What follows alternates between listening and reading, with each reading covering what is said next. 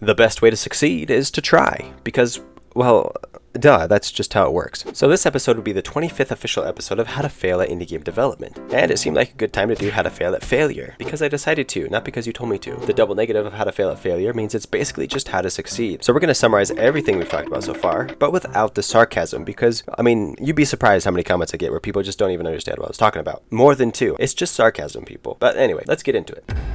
Try to come up with unique gameplay ideas and mechanics. This is one of the best ways to stand out, especially as an indie dev. Don't be afraid to share your ideas with other people. They will give you helpful feedback, and honestly, no one is interested in stealing your idea, because everyone thinks they have the best idea. Also, good execution is often more important than the idea itself.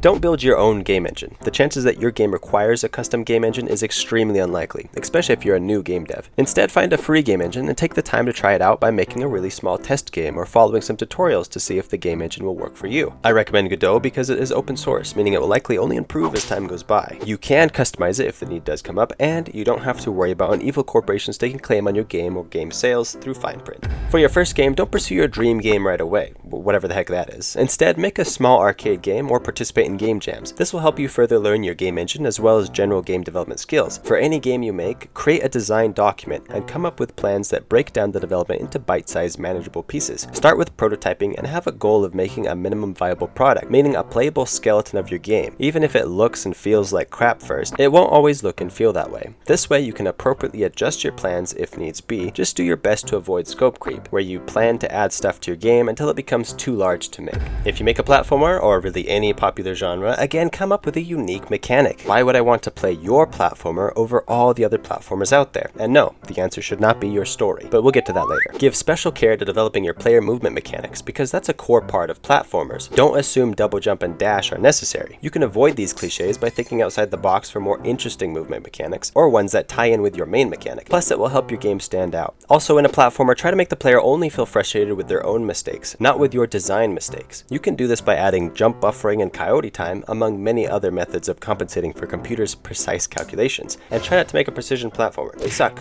I mean you can if you want to, but I'm not going to play it. If you decide to make an RPG, try to find a balance between creating a world to roleplay in and interesting mechanics. Your game won't have much draw if all you have is a unique story on top of the same old mechanics that have always been. And it can't really be considered a role-playing game if there isn't an immersive world to be a part of. If the player can make gameplay choices such as class, career, or other skills, make sure these choices impact gameplay and playstyle, instead of just boosting slightly different stats. Try to avoid the cliche XP system and instead tie leveling up to in-world achievements or items. Come up with a system that doesn't require pointless, unimmersive grinding. If you decide to make a roguelike, and yes, I'm just going to call it a roguelike because the difference between roguelike and roguelite doesn't really matter. Instead, just make whatever run-based game you want and worry about defining it after. There's no need to pigeonhole yourself. Make the abilities, skills, or items in your roguelike have interesting mechanics and compelling synergies. Don't just give lame stat boosts. These abilities should also tie into the environment and enemies. Make sure the environment isn't repetitive and boring, and make your enemies complex, not just big and mean. The goal is to have a high skill ceiling that can be reached through practice and knowledge. Try to keep in mind that game feel is a lot more than just screen shake. It encompasses all feedback to the player. This does mean impact, of course, but also includes level design, environment, music, art, polish, controls, and animations. Also keep in mind that making your game feel good to play can help sell it, but if you don't have an interesting game underneath, then the superficiality of your game will only hold people's attention for so long. Make your tutorial a part of your game. Teach mechanics to the player by creating situations through level design that encourages or compels the player to use the mechanics you want them to learn. The only time you should have text on screen to explain anything is to show what buttons to press, with the exception being incredibly complex, typically city builder style games. Even then, the player should be able to learn everything they need to know in-game. If they have to look at a separate document outside of the game, even if it's on the same webpage where the game is being hosted, then you failed. Don't skimp on the music and sound. Music and sound contribute to the emotional feel of a game more than anything else. For music, take the time to learn about gaming and cinematic music and what makes it work well. If you don't write music yourself, consider that if you're willing to pay $100 to upload a game to Steam, then save up another $100 to find and pay for an affordable musician. For sound effects, take the time to find and mix believable sounds. Stop hitting your desk or burping into your mic, and add sounds to everything you possibly can for full immersion. As humans, we're used to everything making a sound, and when they don't, we notice. If you make an arcade game, make the gameplay simple and repeatable, yet difficult over time. The biggest challenge you will have is learning to not add too much stuff. This is why it's such a great genre to try first, because it will help you learn to avoid scope creep, and should be easy. In fact, it can be used as a way to measure if game development is a thing for you. If you can't make an arcade game, then maybe you should pursue another endeavor. If you're making a puzzle game, or just puzzles in general, try to avoid cliches like buttons, boxes, and keys. These are just arbitrary steps that need to be taken in the right order. Come up with unique mechanics that will draw out the natural desires to learn from your players. Don't make your puzzles too convoluted or too simple. Puzzle design is highly complex, so take the time to read and watch as much as you can on the subject. And perhaps practice by using level editors of already existing puzzle games, or even Minecraft to practice the principles of puzzle design. Interactive stories and visual novels are not games. Things that are similar to games but are also not games include visual novels, simulations, sandboxes, tools, and toys. Nothing against any of these. If that's what you want to make, by all means, please do. These are awesome things, but they are not games. Again, don't pigeonhole yourself, just make something enjoyable and define it after. But if you are in fact trying to make a game specifically, be sure to include an objectively measurable goal established by the medium. This is what sets a game apart from all the rest. For the visuals of your game, try to branch out further than just geometric shapes. Keep in mind that art is hard, even pixel art. Take time to add variety to your visuals, but be consistent with your art style throughout your game. Choose colors to help important interactable parts of your game be easily identified. Don't be ashamed of using art assets, free or otherwise, especially if it's your first few games. Most importantly, the best games don't need good art to still be fun, but good visuals sure help sell the experience.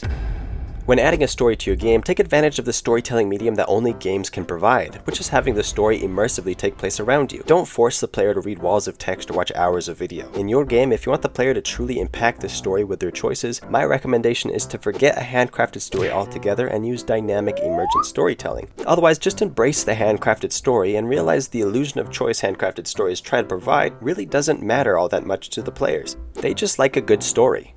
Use level design to teach the player new mechanics and skills, and to communicate story, progress, and goals. When level design is done right, it removes the need for tutorials. Thoughtful effort should be used to keep the levels from feeling repetitive. You don't want to just shuffle assets around and call it a day. Each level should have a purpose and add to the progress and pacing. Ask yourself, what does this level add? And if it doesn't bring anything new to the table, then redesign or throw it out.